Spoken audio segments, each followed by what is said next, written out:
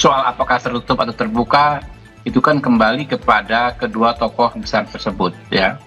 Jadi kita nggak boleh memaksakan selera kita kepada beliau berdua harus terbuka dan lain sebagainya. Ya, silakan saja ya orang mau menilai ya. Tapi yang jelas ini pertemuan ini adalah pertemuan yang sangat dinanti-nantikan oleh bukan hanya kedua belah pihak, tapi oleh hampir seluruh pihak yang ada saat ini ya dalam konteks perpolitikan Indonesia.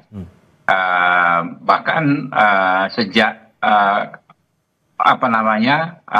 pencoblosan ya Februari 2024, ikhtiar untuk terjadi pertemuan ini sudah begitu gencar dilakukan.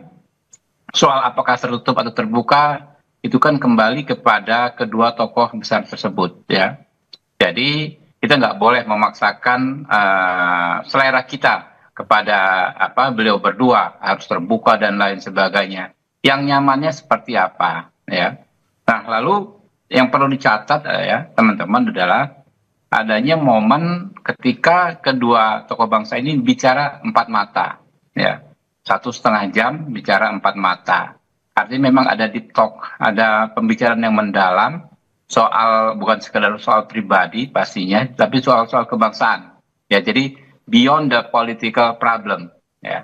Saya walaupun saya nggak dapat bocorannya, tapi feeling saya ya pasti seperti itu. Karena kalau sekedar pertemuan yang difestivalisasi, misalnya ada dua tokoh besar bertemu, foto sana foto sini, lalu tidak ada pertemuan intensif antara dua tokoh itu, maka saya pikir ya hanya untuk festivalisasi, tapi ini lebih ke substansi. Jadi Prabowo bertemu Ibu Mega pastilah membicarakan hal-hal substansi terkait bangsa ini. Betul kata Mas Toto tadi, ini tentu mengendurkan ya urat saraf para politisi ya dari setidaknya dari dua kubu ya, pihak-pihak yang ada di bawah kepemimpinan Ibu Mega dan pihak-pihak yang ada di bawah kepemimpinan Pak Prabowo ya. Di bulan Syawal ini baik sekali ya, bulan Syawal adalah bulan silaturahim antara bangsa, dan ada konteks lagi ya, dalam konteks misalnya dalam konteks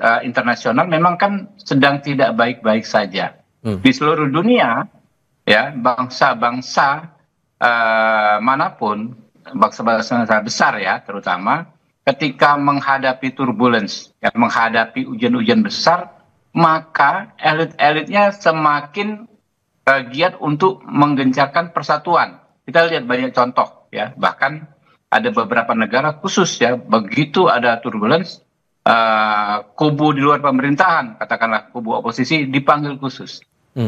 Karena mereka juga memiliki hak untuk menyampaikan pendapat mereka terkait ya bagaimana pengelolaan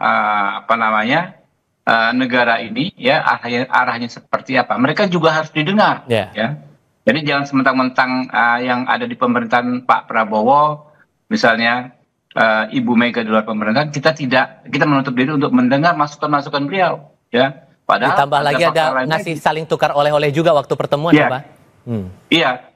Oke, itu sangat bagus ya. Dan ada lagi yang bagus adalah Ibu Mega ini adalah presiden ya, sebelumnya ya, yang pernah menjabat presiden dan wakil presiden. Tentu banyak sekali pengalaman-pengalaman beliau melalui masa-masa sulit dalam pemerintahan yang akan sangat berguna ya bagi Pak Prabowo dan pemerintahannya saat ini. Jadi kalau kita bicara soal kedekatan pribadi Bu Mega dengan Pak Prabowo, sudah hatam semua bab itu, kita seluruh bangsa Indonesia. Mereka berdua sangat dekat.